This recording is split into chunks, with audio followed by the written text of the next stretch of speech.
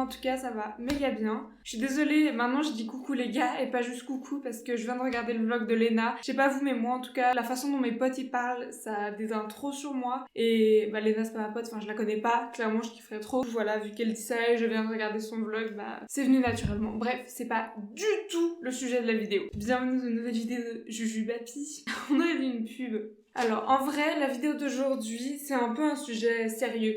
Même si je vais essayer d'être un peu punchy et pitchy et que ce soit un peu cool. De toute façon, je suis déjà dans ce mood vu que je suis en train en même temps de vous tourner un vlog. Donc, il y a des fois où je suis pas du tout productive et des fois où je suis là à régler toute ma vie en un clin d'œil. Aujourd'hui, on parle du culte du corps et de comment se réapproprier son corps, comment se sentir en contrôle de son corps. Donc, c'est quand même un gros sujet.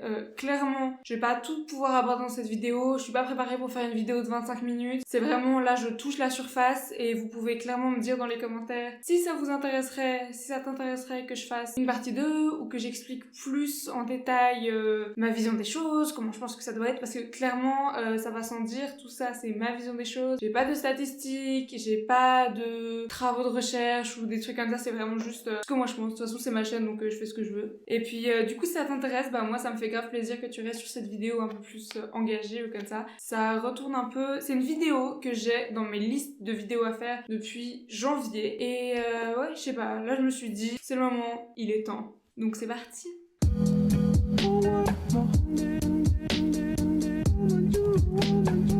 En fait, si je veux faire cette vidéo maintenant, c'est que le confinement, j'ai l'impression, il a vraiment permis d'exacerber un peu ce culte du corps, ou en tout cas de le mettre hyper en avant, hyper rapidement, avec des blagues, avec pas mal de blagues justement sur l'apparence physique, notamment des meufs. Et perso, je suis pas trop pour. Non mais ouais, il a vraiment mis en lumière, selon moi, le problème du culte du corps, notamment du corps des femmes. J'ai déjà fait un post Instagram que je vous mettrai probablement quelque part là. Et si tu ne me suis pas encore sur Insta, bah qu'est-ce que tu fous parce que des fois je mets des trucs intéressants. Genre ce post là où je dénonce un peu les blagues hyper sexistes qu'on entend souvent pendant le confinement, comme le fait que dès que le monde va réouvrir, toutes les meufs elles vont se précipiter chez l'esthéticienne, le coiffeur, qu'on va pas les reconnaître parce qu'elles auront plus de make-up, que patati patata. Bien sûr ça m'a saoulée dès que j'ai entendu tout ça. Ouais, parce qu'on dirait que je suis un ange dans mes vidéos mais en vrai la patience j'en ai pas trop. Donc ouais, juste je pense qu'on est tous d'accord pour dire que clairement dans cette société, la société dans laquelle on vit,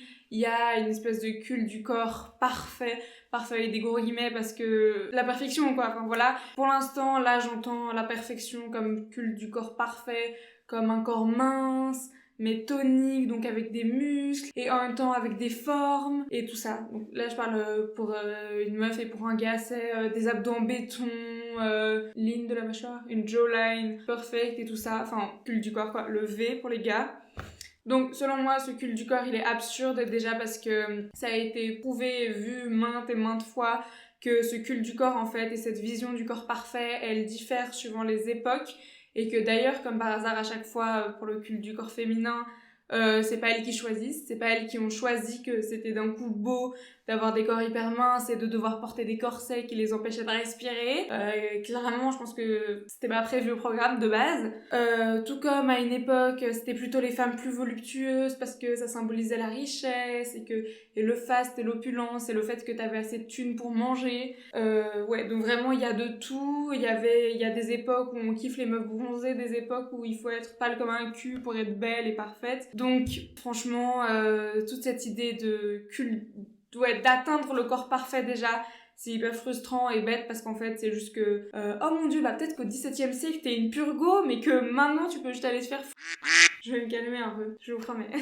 Aussi je pensais jamais que j'allais dire les mots une purgo dans une de mes vidéos, mais here we are, le confinement nous fait faire des trucs étranges, donc bon. Et surtout ce que je voulais dire par rapport au culte du corps, parce que moi je suis clairement en mode développement personnel, mental health, que tout le monde aille bien, que tout le monde soit content, la santé à tout le monde et le bien-être et tout ça. C'est vrai, c'est des trucs qui m'intéressent et je trouve ça cool si tout le monde peut être content, quoi. Et là, franchement, je ne comprends pas l'intérêt de faire une sorte de règle de quel corps doit être beau, quel corps doit être parfait, déjà parce que tous les goûts sont dans la nature et surtout que vraiment, le culte du corps, mais ça fait du mal à tout le monde. Il y a personne qui est content. Il y a personne qui est en mode, vraiment, je pense que c'est bien. je pense que c'est une bonne chose. Enfin, en tout cas, j'ai pas l'impression qu'il y ait des gens à qui ça bénéficie vraiment. Je pense que même des grands mannequins ou des gens qu'on considère rentrer dans la norme de la beauté comme on l'entend là maintenant en 2020, je pense que clairement même eux, ils en parlent d'ailleurs, enfin tous les mannequins sur les réseaux sociaux et tout ça, que eux aussi ils ont des soucis, que eux aussi ça a pu leur provoquer des TCA, que ouais, donc en fait si ça fait du mal à tout le monde, je ne vois pas quelle est l'utilité. Voilà, juste une idée comme ça. Et du coup, par rapport à ce culte du corps et au confinement, c'est méga cool qu'il y ait certaines personnes qui pointent du doigt le fait que non, on n'a pas forcément besoin de faire du sport tous les jours en confinement, que non, on n'a pas besoin de compter les calories ou d'avoir peur de reprendre du poids vu qu'on fait moins d'activités, qu'on sort moins, tout ça. Et c'est hyper cool de dire que ça va pas de commenter comme ça sur l'apparence physique et la façon dont quelqu'un d'autre s'occupe de son corps. Mais moi je trouve qu'il faut aller plus loin et que je comprends pas trop pourquoi est-ce qu'on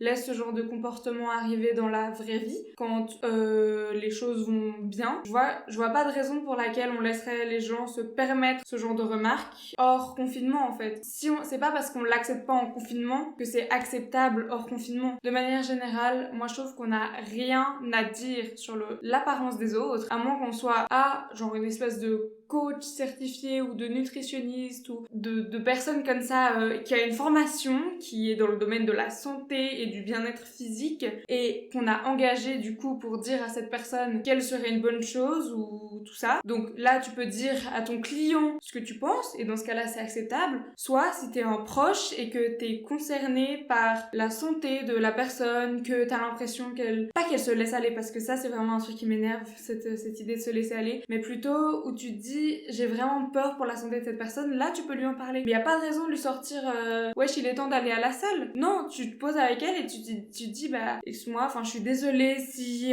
t'as pas de moyens en fait de vraiment connaître sa vie, donc si ça se trouve comme t'es pas 24 heures sur 24 avec la personne, ça se trouve oui elle prend soin d'elle, oui elle fait du sport et peut-être qu'elle est déjà frustrée parce qu'elle obtient pas les résultats qu'elle veut et pas que la société veut qu'elle ait, parce que bien sûr tout changement physique il doit être voulu par la personne, il doit être et non pas imposé par la société.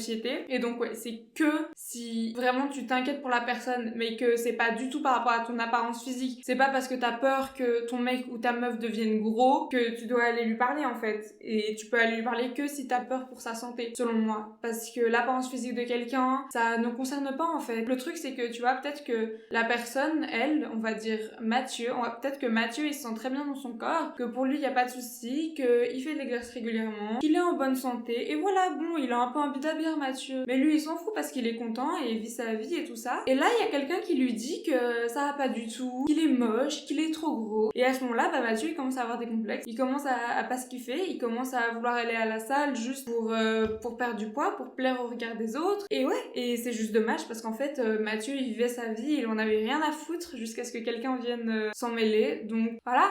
Moi, je trouve que ce quelqu'un, il aurait pu juste la fermer et laisser Mathieu vivre tranquille.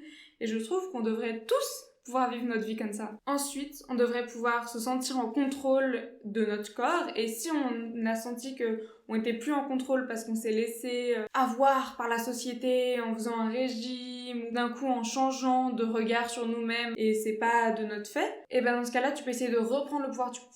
Enfin, il y a plein de choses que je pense, notamment les meufs, on fait pas potentiellement parce qu'on a peur du regard des autres et qu'en vrai on kifferait bien. Typiquement, moi je trouve que personne n'a rien à dire si quelqu'un fait des photos en sous-vêtements qu'il met sur Instagram. Personne n'a rien à dire si on montre notre ventre. Personne n'a rien à dire si... en fait, on peut faire ce qu'on veut avec notre corps. C'est tout simple. Enfin, personne n'a rien à dire sur le fait qu'on fasse ou non du sport, qu'on l'affiche ou non dans sa story Instagram. Et il faut arrêter de culpabiliser ou de se laisser culpabiliser ou de faire culpabiliser les gens quand ils mangent des snacks, quand ils mangent pas hyper sainement. Parce qu'en fait, ils font ce qu'ils veulent et surtout, en fait, ce qui me dérange le plus avec tout ce genre de choses, c'est que si c'est pas toi la personne, t'as jamais sa perspective à 100%, tu connais pas sa vie à 100%, même si t'es hyper proche d'elle, et du coup, ça fait que si tu vois pas la plus grande photo, the bigger picture, si tu vois pas tout en fait, tu peux pas te permettre de juger. Peut-être que là tu la vois s'enfiler 10 Twix, mais que bah voilà, peut-être que aujourd'hui c'est un mauvais jour et qu'elle va pas bien et qu'elle a juste besoin de comfort food.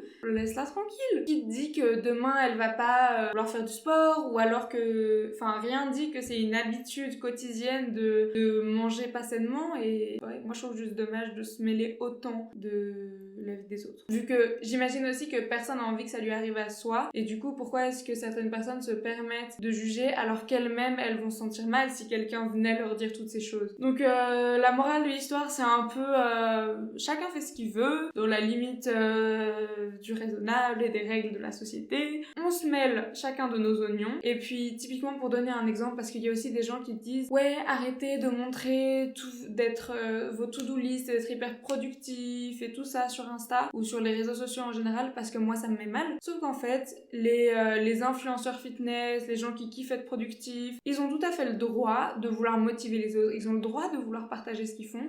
Et toi, tu as le droit de dire ce contenu ne me plaît pas, ce contenu me rend mal à l'aise. Pendant la période du confinement, par exemple, je décide de ne plus suivre tel et tel parce que voilà, moi, j'arrive pas, ça me met mal parce que j'ai l'impression d'être en compétition avec elle, ou parce que j'ai l'impression de pas pouvoir être aussi productif et ça me stresse. Alors qu'il y a d'autres gens qui vont adorer ce genre de contenu, qui vont dire que ça les pousse à faire plus, que sans eux, ils arriveraient peut-être pas à faire leur cours en ligne, que tout ça, patati patata. Donc vraiment, chacun partage ce qu'il veut et chacun prend ce qu'il veut d'internet. Voilà, c'est le mot de la fin. J'espère que ça vous a plu. Je sais que c'est assez différent, que c'est plus engagé. Genre, j'ai l'impression de prendre un peu un risque en faisant une vidéo comme ça. Surtout que j'étais un peu, pas énervée, mais comme c'est un truc qui me tient à cœur, bah voilà quoi.